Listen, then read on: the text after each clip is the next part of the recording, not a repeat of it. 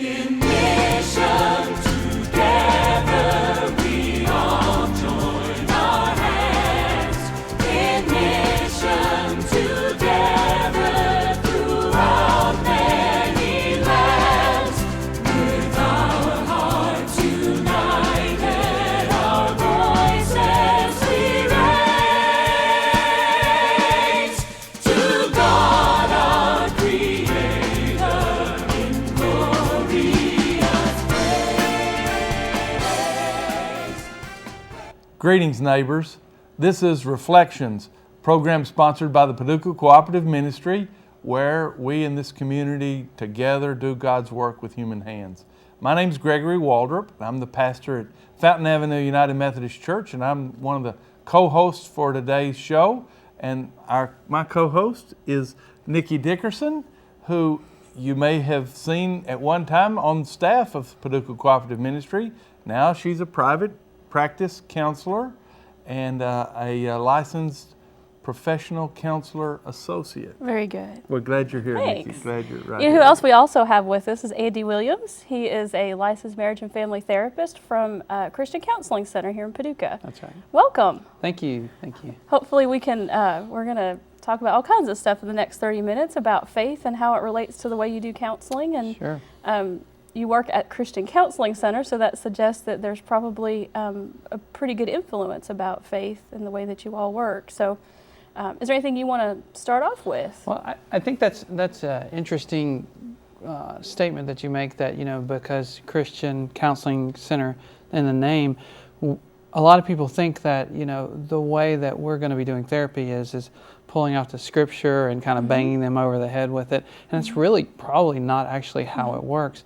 As a matter of fact, I would say that largely 75% of the people I see are not affiliated with church. So we see a lot of different people there. If I were going to say what makes me a Christian counselor, it'd be that I'm a Christian and I'm a counselor. So Right. yeah. And how did you get to Paducah? Tell us your background a little bit. Wow. My story is a really interesting one.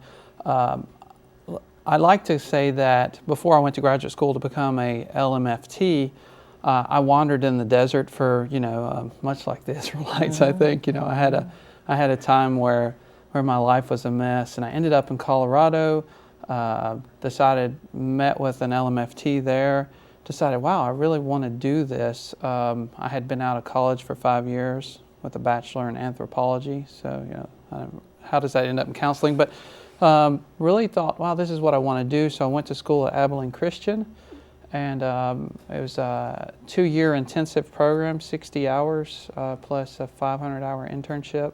Had to have all that done before you graduated. So I had married my first semester into graduate school.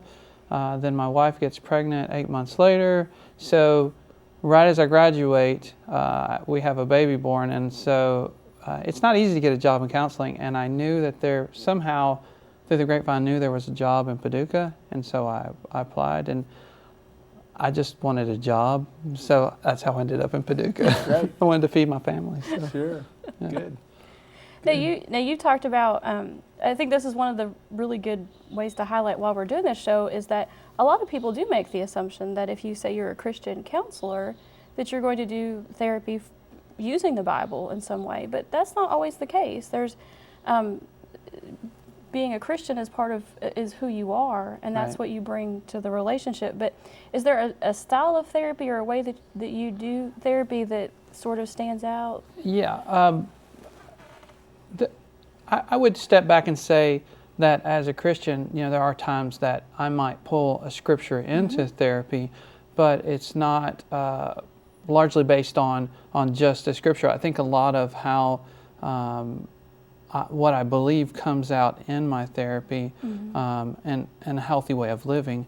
But if I were going to summarize how I practice, I'd say I'm a systems therapist. So I really believe in bringing as many members of a family or not just a family, but a group of people that are a support group into therapy. I really support having a large group of people where change happens together. It's hard, when someone has grown up in a system to take the changes they make in therapy back home, because a lot of times they're defeated by the family system. So really getting the family to change together is, I would say, how I'm wired as a therapist then. So. And your practice is adults, children, youth? What's the nature? I'm not picky. Whatever comes in the door. In private practice, you really one will take what comes in the door. But I'd say probably my favorite work is marital work, family work. But I deal with all sorts of problems, and all the way from, I think the oldest person I've ever had is around 80, down to about 5 or 6 is where I'd say is probably the cutoff. So there's a wide range there, and there's all types of different problems that we work with there at the counseling center, and me in particular. So. Now, are there any kinds of problems? Well, actually, maybe the best question is, can you kind of talk about some of the common things that you see, and maybe some of the issues that you would refer to a different place, or are there issues you would refer to a different place? Yeah, I would say that, like I said before, marital work, we do a lot of that, family parenting issues, but then you see a lot of like DSM diagnosable things in our office, depression, anxiety, all manner of anxiety disorders, of course adjustment disorders, which are the lesser of those.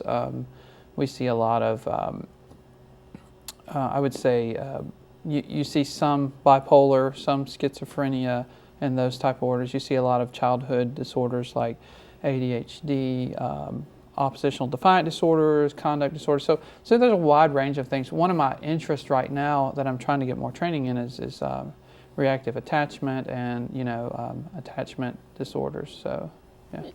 That's reactive attachment disorder, reactive attachment issues is something that maybe a lot of people might not know exactly what that means. You want to give a little bit more of a detailed definition of that? I wish I could give you more of a detailed definition about it. I'm really trying to learn more about it. I see one of the things that came out a few years ago is that there was one statistic that I saw that said maybe 70 to 80% of children within inner city suffer from an attachment disorder, and attachment disorders tend to be when a child has not properly formed a bond with that person who's their caregiver, and it may be so then they react in several different ways. They can react violently. They can react as if they don't care. They can react as if they're frantic frantic about separation. So you see that a lot, and with children, and then you also see it in adults as they get older, because the bond never heals. If the bond's not healed, then they live their life in that direction. So that's just something I've been really interested in. That's a good definition, by the way. I think that's that's something we had talked about in grad school, and really there's not a lot of really pinpointing exactly what it all means, but it is very significant, obviously. Right. Great. You talked about depression. Is there a particular way you tackle depression? We've been asking all of the counselor folks that we are in to sort of give us an idea about just your interactions with depression, just sort of for everybody to compare what or to hear what everybody has. Okay. All right. I'm probably multimodal. I think that depression, different types of depression can be handled in different ways. One of the things that we've seen culturally is that you see these commercials for an anti-depressant. You'll see those a lot on TV, and you might not even know what it's for, but you'll see those advertised. And so within our culture, especially within drug companies, they've really pushed treatment of depression, treatment of anxiety, treatment of most of these DSM diagnoses with some kind of drugs. And I don't really have a problem with that per se. Actually, I would support that in some cases. My problem with treating depression, say, by drugs only, is that you're not really honoring all the brain science out there right now. I would say that there has to be a some course of talk therapy or some course of some kind of behavioral therapy that goes along with medication. Not to talk too far and too long because I will bore you guys to death, but there was an interesting article that came out in 2007 in the Boston Globe that suggested Prozac, fluvoxetine, what it does in the brain. It's, to put it so people understand, it's kind of like Miracle Grow in the brain. You know, when you're stressed out so long, you can be anxious, but you can also turn to depression. Your body, because your brain begins to atrophy, and as your brain begins to atrophy, you basically what happens is you're unable to function. Your neocortex, the front part of your brain where you make all your good executive decisions. I'm going to get up, I'm going to brush my teeth and wash my hair, I'm going to go to work today. All you're left with is a lot of emotional function. Also, your hippocampus, where a lot of your memory is stored, begins to shrink as well. And so what happens is you can't think anymore. You know, you don't think, you forget things, you maybe sleep too much, or you don't sleep enough, you eat too much, or you don't eat enough. You know, you lose weight, maybe you gain weight, you're restless all the time. And so I think that there is a part where drugs become a very important part of that, because what they do is they encourage neuron growth in the brain. The problem with that is when you don't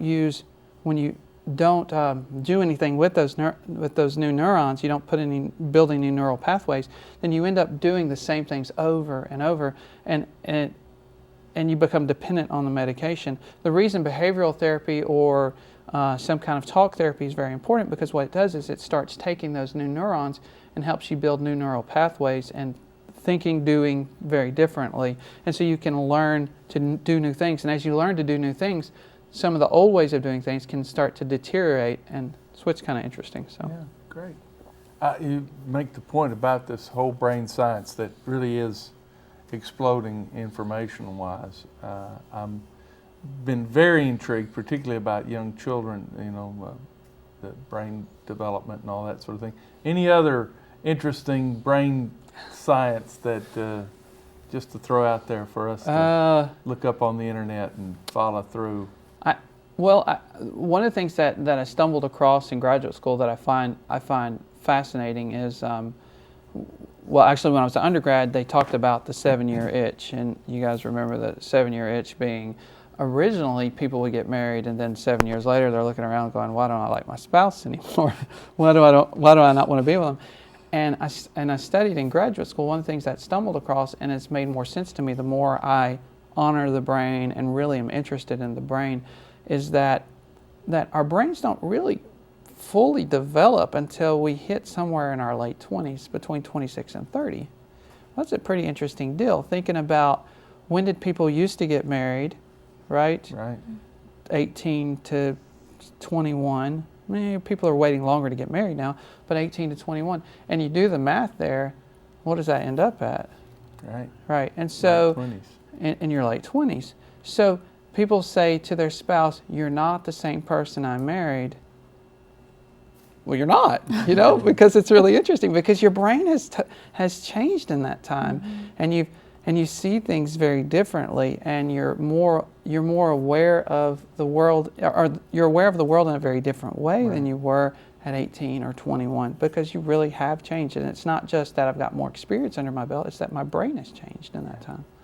I often tell the children and youth that are a part of my churches that you are changing. You know, we see how much we change from 11 to 18 physically. Right. And I say we're changing interiorly from 18 to 25 as much inside as we did on the outside from Absolutely. 11 to 18. And so, and that's sort of hardwired. It's not something that we have an impact on. It sort of How do the kids take that when you tell them, oh, you're...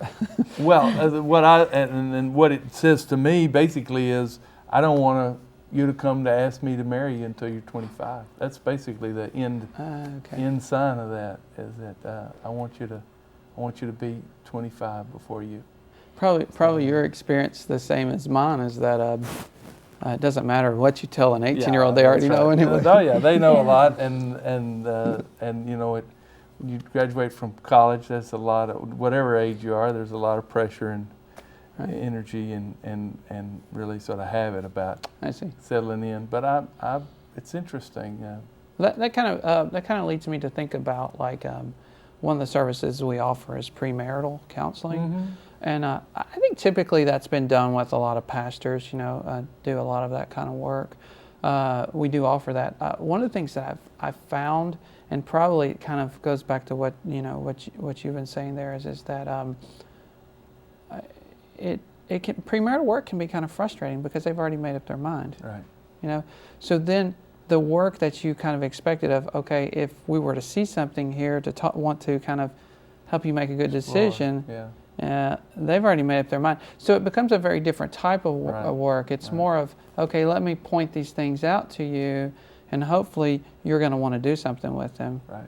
Sort of, for me, it becomes the whole notion of personality inventories and how you communicate, how you take information in, how you process it, introvert, extrovert kind of issues and those kind of things. Yeah, I guess at one point it may have been more about encouraging people to make the decision not to marry or not to marry. But when you think about the nature of relationships now, the last 2 years I've just come back to the counseling center.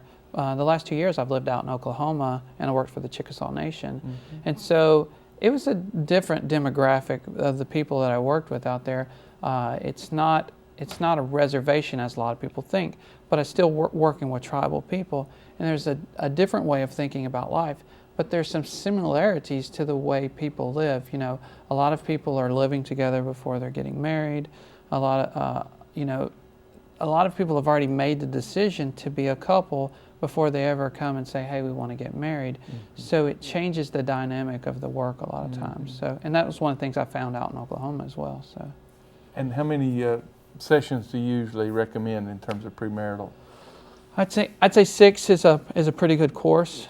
6 is you can cover family of origin issues. You can we give them the prepare and enrich test, our inventory that can go off and be sent back. Actually, we do it all online now, so that's kind of a nice deal. Mm-hmm. We can talk about some basic communication things, but unless there's some really serious issues between the couple, usually I'd say a good premarital course is about 6 sessions. So. Yeah. Well, we've talked a lot about what you do and how you do it. Probably some people may need to know some logistical information, where the counseling center is, how they can get in contact with you, insurances, fees, some of that kind of stuff. Okay. We're located on 2820 Jefferson. If you know where Broadway Church of Christ is well, it's between Broadway and Jefferson. Mm-hmm. We're right next to them. Our location is actually used to be the preacher house years ago, and Broadway is our main supporter. They're actually they're the ones that have allow us to use their building, and so it's a ministry for them because they know that there's a lot of hurting and broken people out there. I would say, as far as how you get there, if you come in on Jefferson, I mean, that's obviously the easiest way, but we have access on both Jefferson and Broadway into our parking lot there. Our hours are 8 to 5, so we pretty much only see people between those hours with an hour and a half off at lunch, 11:30 to 1. We take most major insurances. We don't do Blue Cross Blue Shield at this time, but most major insurances we are in network with, or either the counseling center is, or the therapist as an individual is. One of our therapists, Justin Lewis, is still LMFTA. So for you guys that don't know, that's a Marriage and Family Therapy Associate. So he's self-pay right now. That's what he takes. But at some point, after he's licensed, then he'll start, applying for insurance panels as that goes. Roger Thompson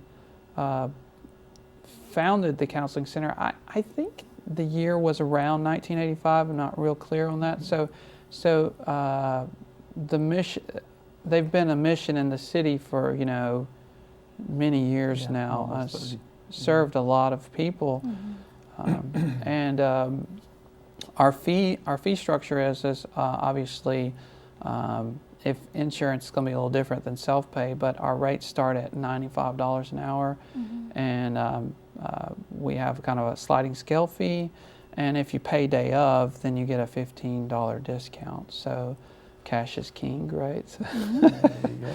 right. Good. Yeah. Good. Anything about this region that you've noted? You've obviously talked about the Chickasaw Nation from where you came. Anything distinctive, and particularly psychologically, about this area? I really love that question because I moved away 2 years ago, and I just had a longing to be home because I didn't grow up in Western Kentucky. I actually Mississippi. This is for Justin, Mississippi State. Is where I grew up there. My dad was a professor, so sorry, you Kentucky fans, but. Today, yeah. Yeah. Right. It's okay. I'm a good sport. I grew up in Mississippi and loved that part of the area. But when I moved here out of necessity. I needed a job, and I was here for almost 5 years and moved away for 2. But somehow or another, it came to be, wow, Western Kentucky is my home. And one of the things I've really learned about Western Kentucky is if you live here, you never move away. So that was a thing that blew me away when I first moved here, roughly 7 years ago. Was that people from Western Kentucky are always from Western Kentucky. For 4, 5 generations. And I would have my clients come into my office and they would say, "Yeah, we've lived in Marshall County for 100 years," and I was like, "Oh, get the family system's pretty right, involved." Right. Huh? So it was one of those things that really struck me as, and it's funny, it was odd, but here's the reason why. I grew up in a college town on a college campus, and I grew up in a church where you had a new group of students come in every year, and some left. Also, you had professors coming and going, and just a lot of different kind of a flux. So in my mind, that's how it was in everywhere you went. So when I moved to Western Kentucky and I was around people who had been here a long time, it really kind of blew me away. It was one of those things that surprised me. So while I can't say, yes, this is an issue with Western Kentucky, I can say one of the things I've really loved is the family-centeredness of this area. Being a system-style therapist, I'm sure that has got to be really interesting because you tend to look, there's certain styles of therapists that work only with the individual and could say that the system really doesn't matter. Right. Your style, though, is to look at the person and see everything that's surrounding them, and there's having a family that has generations here.